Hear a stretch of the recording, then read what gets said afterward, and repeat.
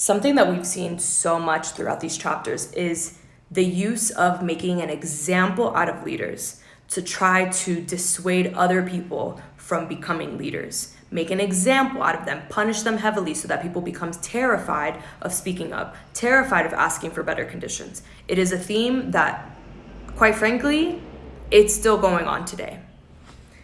A citizens committee of businessmen met daily to map strategy in Chicago. The state militia had been called out. The police were ready, and the Chicago Mail on May 1st asked that Albert Parsons and August Spies, the anarchist leaders of the International Working People's Association, be watched. Keep them in view. Hold them personally responsible for any trouble that occurs. Make an example of them if trouble occurs.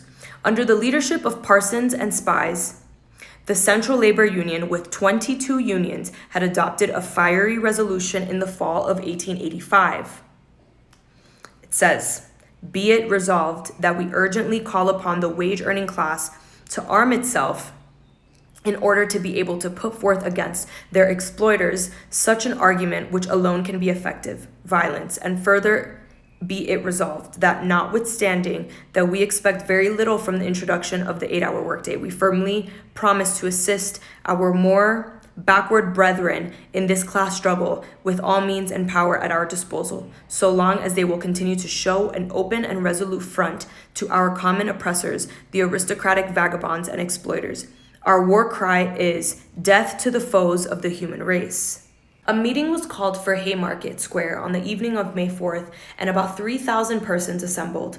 It was a quiet meeting, and as storm clouds gathered and the hour grew late, the crowd dwindled to a few hundred.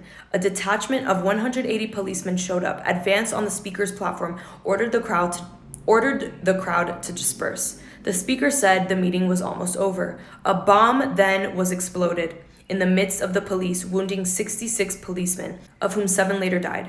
The police fired into the crowd, killing several people, wounding 200. With no evidence on who threw the bomb, the police arrested 8 anarchist leaders in Chicago. The Chicago Journal said, "Justice should be prompt in dealing with the arrested anarchists. The law regarding accessories to crime in the state is so plain that their trials will be short."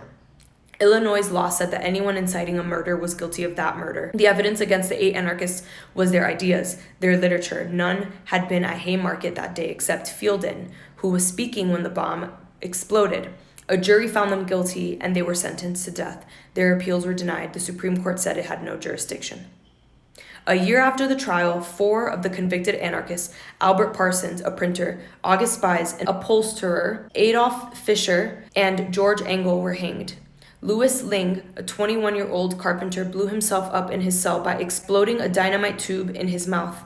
3 remained in prison. The executions aroused people all over the country. There was a funeral march of 25,000 people in Chicago. Some evidence came out that a man named Rudolph Schoenbelt, supposedly an anarchist, was actually an agent of the police, an agent provocateur hired to throw the bomb and thus enable the arrests of hundreds, the destruction of the revolutionary leadership in Chicago, but to this day has not been discovered who threw the bomb.